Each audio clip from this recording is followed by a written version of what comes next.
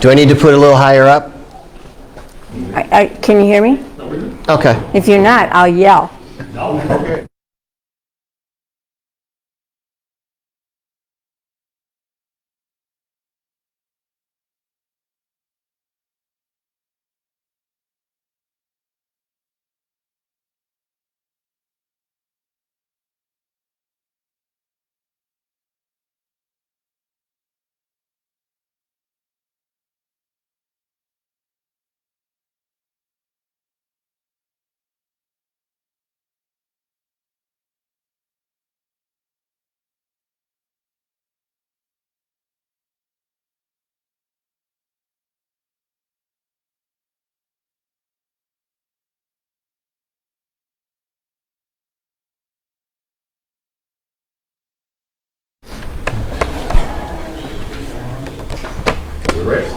All right. Well, good afternoon, everyone. Both those of you that are here at the Ypsilanti Automotive Heritage Museum, as well as those who either are joining us now via the live stream or who will join us down the road when they discover the live stream. My name is Bob Sadler, and I am Director of Communications and Engagement for MotorCities National Heritage Area. We're based in Detroit. We are happy to welcome you to MotorCities on the Road. This is number 27 in our ongoing series of programs on our automotive heritage here in the great state of Michigan. And MotorCities is part of 16 different counties of Michigan, and our mission is to preserve and to promote our automotive and labor heritage, and this is just one of the ways that we do that. The origins of this program series are in the COVID pandemic. We started this program as MotorCities at Home 4 years ago.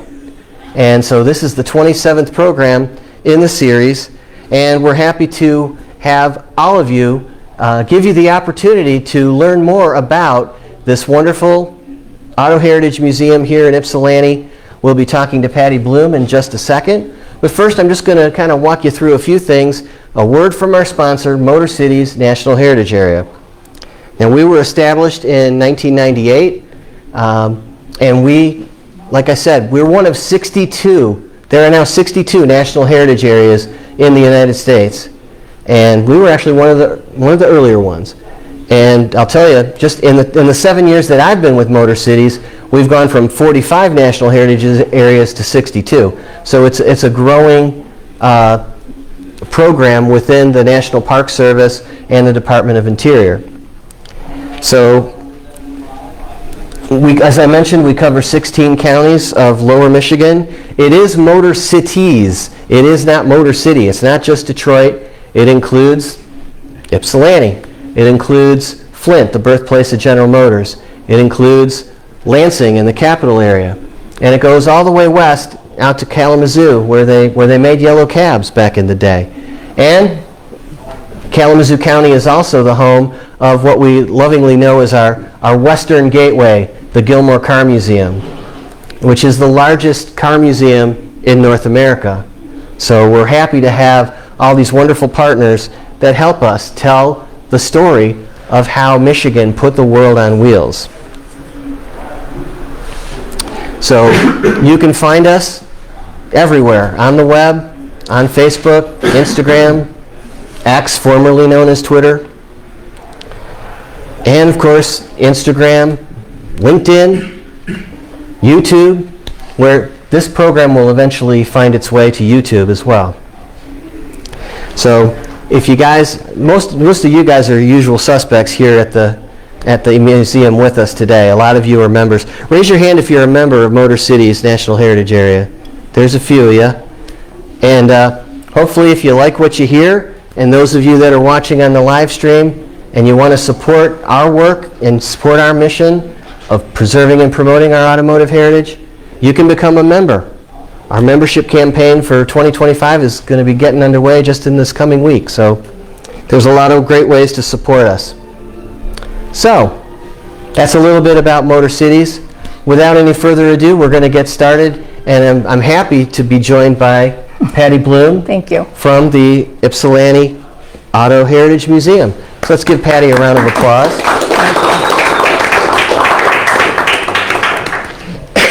Excuse me. So let's talk about this site. Let's talk about this building and its history. When was it actually built, and was it a Hudson car dealership from the very beginning? No, it was not. The building that is on the corner, it was actually built in 1832. Wow. So that makes it like 132 years old.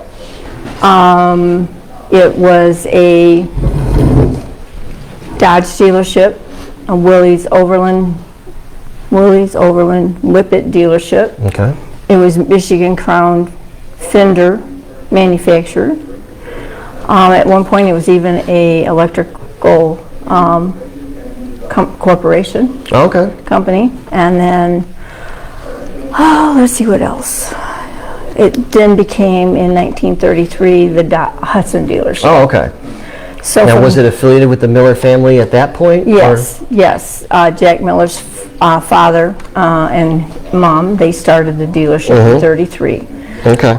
It was a dealership until 1957, and at that point when AMC no longer built the Hudson brand, they went around and started buying parts from other dealerships and kept them in stock. At that time, they decided not to have another brand. They decided to be a used car dealership. So with that, they were able to sell Hudson parts, restore Hudsons, fix Hudsons, and Jack did that up until the mid-90s. During the mid-90s, him and Peter Fisher and Skip Ungro decided that Ypsi needed a museum that focused on what was done here in this town for the auto industry. Ford Motor Company did not make cars here. They only did the B-24s, and therefore they didn't have the Ford brand here, but Ford made parts. So back on one wall in the museum, we talk about the parts that was made here. The other brands that were made here were, of course, the Willow Run Assembly Plant. They made the Corvair. That was the first car out of the gate in 1959-60, was first off the gate. And then they closed that facility in 93. And in 1943, the Kaiser Fraser brand moved into the bomber plant. And when they moved into the bomber plant, they were there until 53. And they decided to move to Argentina and continue their brand until the mid-60s. At that point, Hydromatic Transmissions, the cutaways that you see here, moved into the bomber plant. And when they did that in 53, it was because their facility in Livonia on Plymouth Road burned to the ground. At that point, they salvaged as much equipment as they could, and they moved in, and they were there until 2010. At that point, they closed the facility, and I think in 2012 they tore the facility down. Now the site has been turned over to a facility for autonomous vehicles. It's a test track. You can't see anything.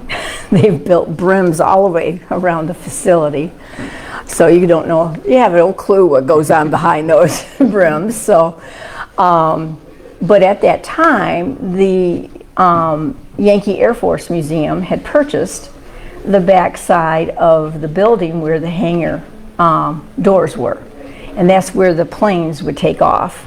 And it was a sink or swim kind of situation. They would fly the planes out of the hangar doors, and they would take off on the runway there at Willow Run. And that's where they would find out if the plane was going to fly or not fly. I worked at that facility for 24 and a half years, and during the summer we would raise those doors. And it was always fun to watch the few presidents that would come in, and they would land at Willow Run. So all the Secret Service guys on the top of the buildings, and with snipers, and yeah, that was fun. But anyway, it was a very interesting plant. It was over 4.5 million square feet.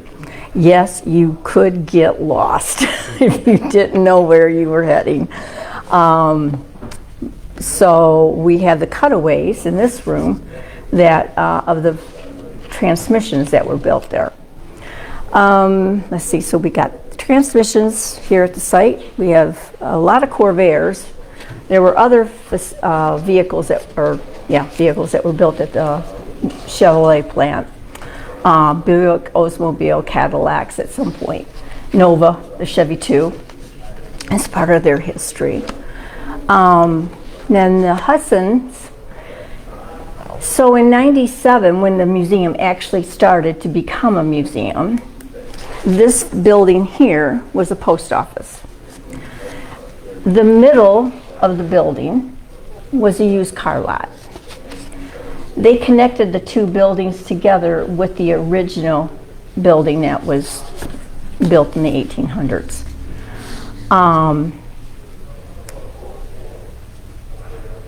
They wanted to showcase the Hudson's cars in the dealership. So that's where all the Hudson stuff is. Now, the Hudsons were built in Detroit, but because that was the last Hudson dealership, that was going to be the cornerstone. Because that had been there as a Hudson dealership for over 50 years. So that's what they did. With that, I can't remember, it was like 2000, maybe 14, no, maybe 2015, somewhere in there, the National Historical Society for Hudson deemed us as their national museum.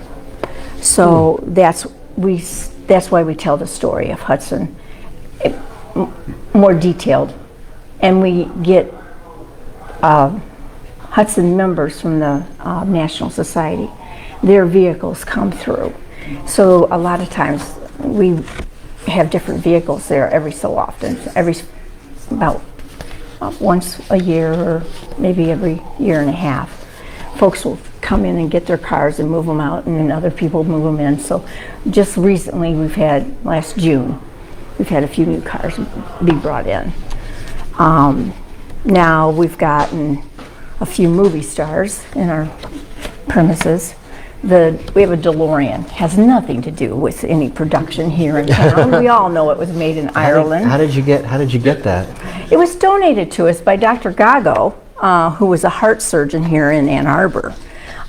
He donated that and the Overland to us. And the Overland, of course, wasn't made here, but because it was a dealership, we just thought, okay, you grandfather in. So yeah, so we have it. I call it the Laurel and Hardy car because when you look at it, it just looks like a vehicle that Laurel and Hardy would be in. Of course, we talk about the DeLorean because it's like, oh yeah, we took the flux capacitor off so nobody can go anywhere in it. But we do allow people to sit in it because where else are you going to really get to sit in a DeLorean? So we do that. And then... So how did you actually assemble the collection of the cars made in Ypsilanti? Well, first off, any of the Corvairs that are in, any of the vehicles that are in the GM room that were built at Willow Run have to have the VIN code with Willow Run in it. If it doesn't have a VIN code with WR on it, it's not accepted. I was looking at one of the vehicles one day and it was, I think a Chevy 2. And I looked at it and I said to my husband, I said, excuse me, sir, but we have a problem here with this vehicle. We have to sell it. And my husband looked at me and he goes, no, we don't. I go, yeah, we do. It's got KC here. And he's like, oh, come on. How could Jack make that mistake? I said, I have no idea. KC stands for Kansas City. Mm-hmm. We're out. So we sold it because there's no goof up here. So, Bob, you can sit down. That's okay. Okay. I'm interviewing you. Oh, you are. Yeah, take a pause occasionally and let me ask you a question. I'm telling you, once I get on a roll, I'm going, buddy. Well, so yeah, you still have the Tucker? No. Okay. The Tucker car that we did have was a model from the movie. And I hate to tell you, it was the blue waltz one, which would have been a copy of Preston's sister's car, I think. But it was in really, really bad shape. But one year for our orphan show, we had Tucker as a feature. And so we had a few of the Tucker showed up that was still survived, because there was only 51 made. And there was there was one model that came in that had been restored, and it belonged to the Tucker Club. So they decided that they would loan that to us. So we were we accepted it as a loan. And we had it up in the main room in the Tucker corner with all the other stories about the Tucker, because really the main story was, yes, it was the prototype that was built here, but his other story was the fact that he had a machine shop, and that's where he built the, what's that thing the government took away from him? You'd think I remember this. I just know the movie. It was for the Army, the service. Oh. Okay, let's skip that part. I can't remember. Okay. The brain's going fast these days. Anyway, that was whatever. He built it. Mm-hmm. So, but he had roots, and there was roots for the company in Ypsilanti. Well, actually, he was from Allen Park, and then he came here because he could build the machine shop and do his thing. But anyway, they were here for a short period, and then they moved to Chicago and built a Tucker there. So we had the prop, and we had to store the old beat-up, shameless movie prop. And then there was a gentleman that wanted to buy our movie prop, and it was like, oh, okay. So we sold it to him, because that way we didn't have to store it. And we already had a beautiful, restored prop. So we did. And then a little while later, the Tucker Club decided they wanted to take that one and move it to Hershey, Pennsylvania to the AACA Museum to be with more Tuckers. So it left. Well, in the meantime, we've already sold ours, so okay, now we don't have one. Okay, fine. Then COVID hit. COVID hit. The money that we got for the sale of that prop kept us surviving. So, because we were closed for 18 months. So, but anyway, we're fine. We're doing okay. Yeah. And life goes on. So. Now you also have the fabulous Hudson Hornet. Yes, we do. Here. Yes. And I love how you guys have added the little scenery prop. I'm going to tell you, the owner of that car, that's all his doing.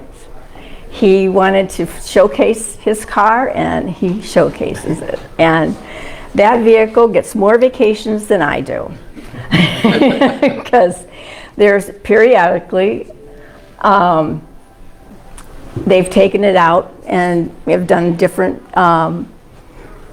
shows with it. As a matter of fact, it had a family reunion with its grandsons. Herb Thomas's grandsons live in North Carolina, and it's probably been 2 years ago. Haggerty wanted to do this documentary, and they went down to North Carolina and took the car, and they did interviews with the grandsons and stuff, and the documentary is now, you can pull it up, I think, on YouTube or something. They featured it at Greenfield Village and did the movie there, showed the movie at Greenfield Village. And let's see, what else did they do? They had it at the Washington Mall, and they actually had it underneath a glass container or plexiglass, I don't know. It looked like one of those little miniature models that they put a thing over, and they lit it up at night at the Washington Mall, and I was like, that is so awesome. Yeah. So yeah, it was really, really sweet what they did, and so yes, the car gets a lot of publicity, which is fun. We let kids and people sit in the car because the owner he's like, it's there for people's enjoyment. Let them sit in it. So we let folks sit in it and take pictures. And he's very kind and generous with his with the vehicle. And he wanted to tell the story of that. And the trophies that are in one of the showcases are on loan to us from the grandsons of what their grandfather had won back in the day. And it's exciting to see how the kids respond to it that know the movie Cars. And then there's kids that recognize the DeLorean from, Back to the Future. So yeah, to have the two vehicles in the museum has been pretty cool. So Yes, that's awesome. So what are some of the other highlights that our guests today, our future guests that might be watching on the live stream, what are some other highlights of what guests should look for when they're here? Well, a lot of people are very interested in the Hudson brand because of the uniqueness of the build of the vehicle. It's got different features than other brands did back in the day. Everybody has their own choice of vehicles. There's people that just get a kick out of the Kaiser Frazer brand, especially the Traveler, on how it's got the back end that opens up and it looks like you could just camp right inside of it. Actually, the one we have here in the museum, it's kind of cram-packed with picnic stuff. Oh yeah. I won't tell you whose stuff that is inside that vehicle. Alls I know, it's not at my house anymore. The other thing that's here is a Lincoln Capri. Of course, Ford didn't make any vehicle here, but that particular car was here at a dealership, Ceci Lincoln, at the time, and he has given it to us to have on display. So that was from one of the dealerships here in town. So that's another connection here in town. And of course, we get engineers from different companies that come here and take a look at our transmissions because they're cutaways. So Yeah. we got that going on, like little spies. But now transmissions you're so changed. But so we have that, and then it's funny. People just come in here and they get so excited about the size of our museum. Everybody thinks it's smaller, and then they walk in and they go, oh, it's really bigger than it looks from the outside. Definitely. So I think it's just the fact that we have a lot of information on our boards, and some of the movies that we have showing, it's just, delightful.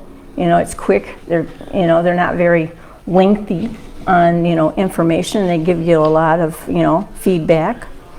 So, everybody's got their own thing about, the museum. Some folks just come in and take a quick look and, yeah, pretty cool, and out they go again. So, it just depends. And it's right here in Depot Town? Yep, it's right here in Depot Town. Close access to great food and very stores. Good food. Very good food, and we got some of the weird stores in town because, we like keeping it weird down here in Depot Town. So what does the future hold for the museum? Well, your guess is as good as mine with anything. We hope to stay alive. We try to stay alive and do the best we can. It's just like the donation of the city car. It's a 1975, and there's electric car. I got my own thoughts about electric cars, so we won't talk about it. Because I was raised on fossil fuels, so there you go. But yeah, so we have that. Yeah. And, does anyone here have any questions of Patty while we've got her here? Patty, if I may? Yeah. Thank you for being such a gracious hostess. Oh, thanks. And the information you share with us is just invaluable. It's quite a story. Tell me. Oh, honey, I got stories like you wouldn't believe. Tell me about the name Hornet. Where did that come from, and how did it evolve? Was it? I'm going to a rhyme, or was it? I have no idea, but I can tell you how Hudson came about. Okay. The folks that came up with the design of the Hudson brand, one of the gentlemen's name was Coffin. So would you want to buy a car that was named Coffin? There you go. J.L. Hudson was a financial backer. Of department store fame, for those who are not in Detroit. Yes, definitely. Yeah. Our J.L. Hudson from Detroit, yes. So that's how that came about. So, but as far as a Hornet goes, I don't know, because not only is there a Hornet, but there's also a Wasp. Oh yeah, I remember that. So, I don't know. Sir? It kind of happy. Yeah, and how that all came about, I really don't know. Maybe Ken, do you know? No, not really. Okay, because Ken's a big fan of Hudson. His daddy worked there. My father worked at Hudson for 30 years, and if you walk to the second floor, I've been a Balcony. collector of Hudson memorabilia for a lifetime, and I have an equal amount at homes what I have here. Yeah, I'm afraid. I'm very afraid. When I tell people that there's memorabilia from a private collector upstairs, I said, yeah, he didn't have enough room at his house, so he brought it to my house. And that's the gospel truth. I tell everybody that you ran out of room at your house. Yes. So. I had to build a big 1,000-foot garage to help house the rest of them. Yeah. Right, Marguerite?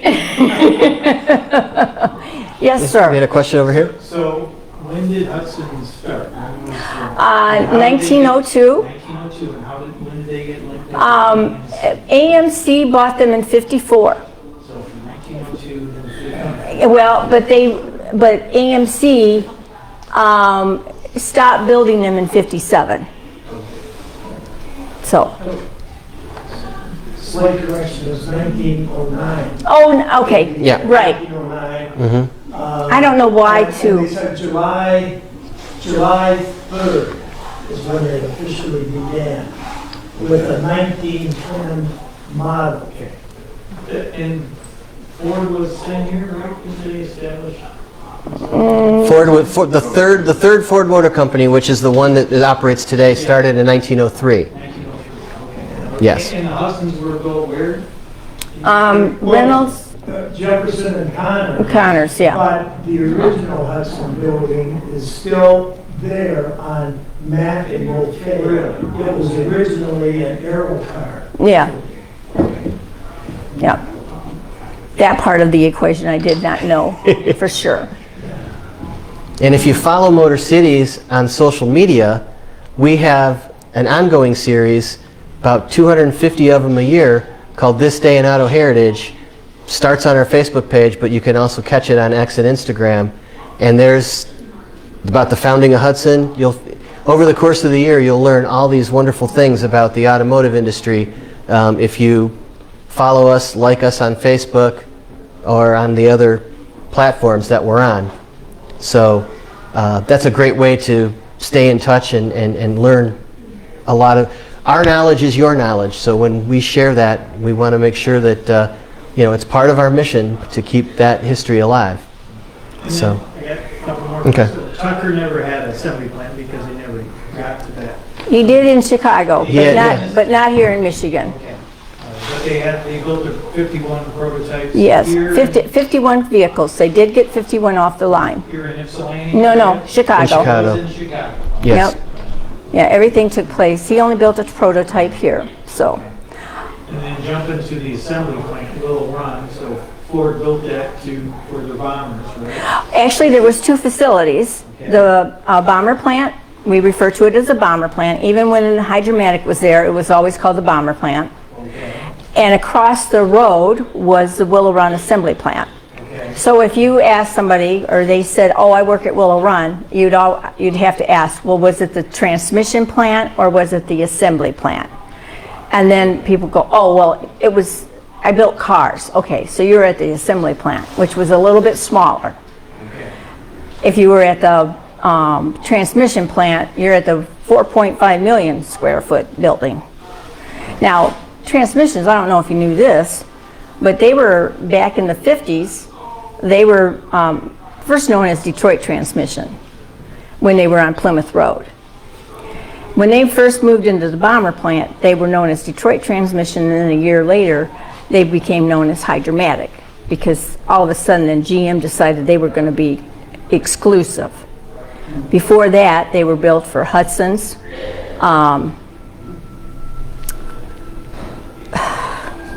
Wait, I have to look at my notes. Hudson's, Checker Cab, of course, the GM products, but they were also built for Rolls-Royce and Willys and Nash and Lincoln's and Kaiser Frazier's. So that was an independent transmission? Yes, company? at the beginning, yes.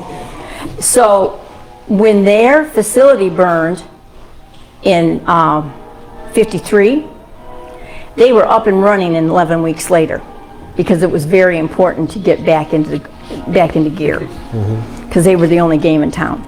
So, and then in 53 or 54, that's when they went pretty much strictly, because that's when all the other car companies go, oh, whoa, we got to have our own transmission. We can't have that happen again. So, yeah. But Hydromatic still continued to make Rolls-Royce. I was still working there. We were still making Rolls-Royce. And who else? I don't know. It's been many moons now since I've been there, so we won't talk about it. Yes, sir. So in regard to the transmission era, was that whole huge square footage all transmissions? Yes. We had, let's see. Now you're picking my brain. 4T80, 4L80, 4T60 components, 4T40 components, press room, converters, and then we had the 6-speed. So there was 7 different areas of the facility. If you turn around and look on the wall, you'll see where the departments were laid out. And then at the very end where it's white, that was 1 million square feet. And in 2003, 4, they gutted that end of the building and retooled it for the 6-speed transmission. And then they closed it in 2009.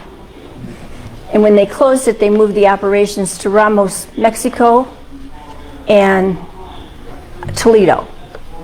Now the problem was, because that was the last, I was an administrative assistant. That was the last product line I worked on. And at that time, we continued to make production. We made quality production. And whenever Ramos had a problem, we were help digging them out of production, and Toledo. Now, why they closed our facility before they closed one of them, it was political. Which all I can say. I can say more, but I won't. But We won't say anything. NAFTA. yeah, what he said. Yeah. So anyway, but yeah. Okay. Any other questions or comments? It's interesting what you said about Hudson, the store, J.L. Hudson. Now, in all of the reading and all, I enjoy history, especially local history. I've never, ever read anything about Hudson having anything to do with the I car. know. That's interesting. Yeah, I mean, yeah. He was the money guy. He was a money guy. never, not even one time. Ever And you know what? ever ran across There it. have been family members that have come into this museum, and they don't really go, oh, I'm a Hudson. They don't really, boast about it, but eventually they'll come and go, yeah, my grandfather was part of the, And it's like, okay, There are a few cool. members of the Hudson family that are still around Metro Detroit. And as far as the Hudson company, and I grew up on the east side. Most of I knew everybody, every father on the Yeah, I knew fathers that worked at the Packer plant, which was a block up and 2 miles down. Yeah. I had an uncle that worked for U.S. Rubber, which was on Yeah. Jefferson. My father worked at Ford. Yeah. I know people that worked at Jefferson, the Jefferson Dodge Main. you know, anybody that worked at Hudson's. In fact, I didn't know that Hudson's would make cars. Yeah, That's interesting. yeah. You know. Well, and probably because of the fact that it was not Hudson himself, Okay, but but it was just the name that they used. yeah, okay. And it was like the Coffins, and right now I can't even think of the other guys that were part of that group. But in the Hudson area, as you walk down that slope, there's a board right there behind the 1909 that shows those folks that started the company. And Coffin's one of them. Well, like I said, I didn't know any father or what their work, you know, their work at Hudson's, you know, Yeah. all of the other companies. Yeah. That was just, and I barely remember, the only thing I remember about the Hudson's, the car. Yeah. Because for somebody on the street, it looked like a giant bug. Oh, yeah. Yeah. It was Like huge. a huge bug. Uh-huh. You know, just round. They definitely had some Well, unique still, styling, absolutely. Now, did you see the Phantom in the back room? Yeah, we saw them. In the boat tail? Yeah. I mean, they were fancy. Yeah. Okay. And you know what I love about them cars is the dash. I love dashes on cars because of the intricity of them. And there's a I think it's a 24. The dash on it has a very intricate, and it's nickel plate. It's very cool. It was here for a few years. It belonged to a guy over in Canada. Maybe one day he'll bring it back to me. All right, well, Yeah, Ken. You know, I just might say, one of the founders of the Hudson Motor Car Company was Roscoe B. Jackson. Yes. Roscoe B. Jackson was the niece of J.L. Hudson, who never married. So it was Jackson's wife's uncle, J.L. Hudson, who provided the financial backing Yeah. for the Hudson Motor Car Company. And the J.L. Hudson department store was always considered the second largest in the United States, right behind Macy's. Macy's, Yes. the main Yeah. near 34th Street store in Yeah. Manhattan, yes. Right. And I do believe that Bill Chapin, Yes. grandson of the founder, was once president. Yes. of the MotorCities. Absolutely. Yes. I was going to bring that up. Yeah. It all intertwines, Yes. you know? It just, you know, yeah. All the car companies at some point in time, the head leaders, they would jump from one car company to another. And yeah, so at one point or another, they've all been together. Yeah, the engineers, the styling guys. You know, Oh, yeah. They all moved around. Yep. So, all right. Anything Is there one else? more? Okay. You keep the flux capacitor. I'm not telling. No, sir. Not telling you. We're not going anywhere. All right. 1985 was a great year. I totally agree with you.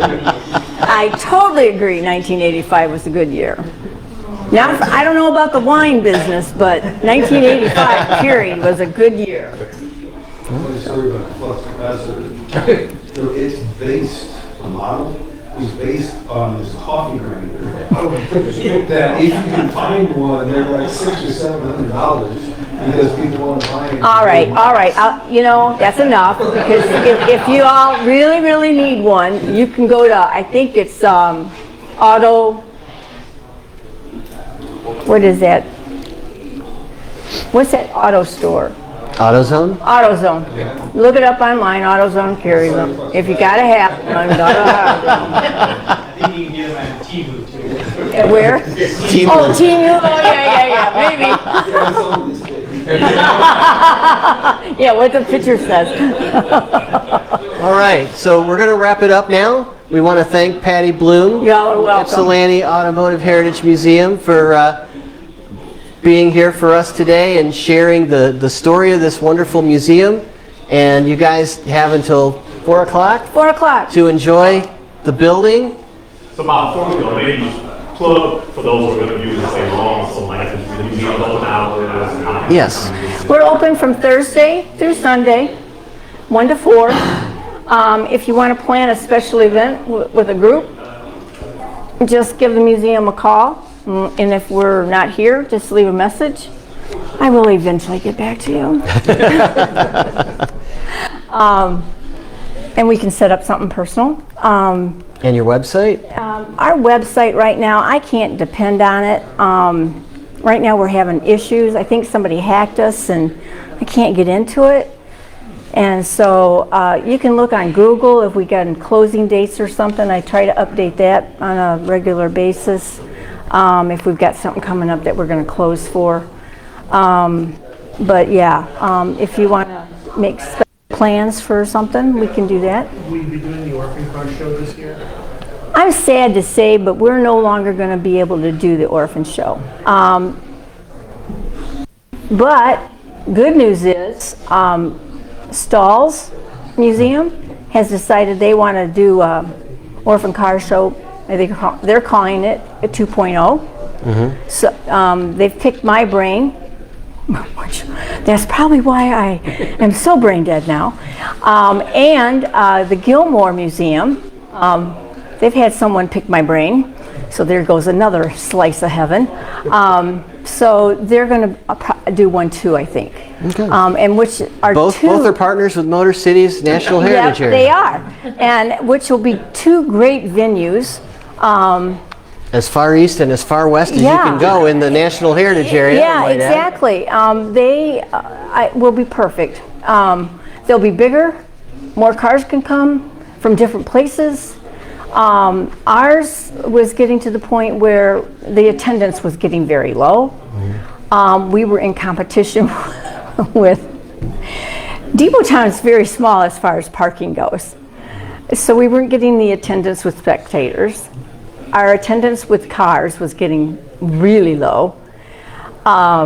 So with the spectators not being able to park, I think it was a lot to do with we were in competition with soccer tournaments at the other end of the park. So yeah, when you got parents that want kids playing soccer, who wins? Parents, soccer players. So yeah. Watch your calendars in 2025 for those orphan car shows. I'm sure that they will share those details with us, and we'll have those details on MotorCities.org, and we'll be promoting them on all our social media platforms. And in our weekly e-newsletter, which is called You Oughta Know, Yeah. comes out every Wednesday. Yeah. If you don't get it, you can sign up for it right on the homepage of MotorCities.org. And every Wednesday you'll get a really robust e-newsletter that has our story of the week, events going on throughout the National Heritage Area, and various history tidbits and lots of good stuff. So if you in the room haven't already signed up for it, make sure you do. Also, you can pick up one of these, a passport, our MotorCities passport book.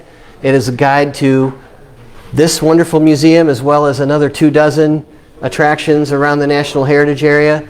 And if you're really into it, like the people in the National Park Service who love those blue passports and get them stamped, you can get your MotorCities passport stamped as well, when you visit any of our partner attractions.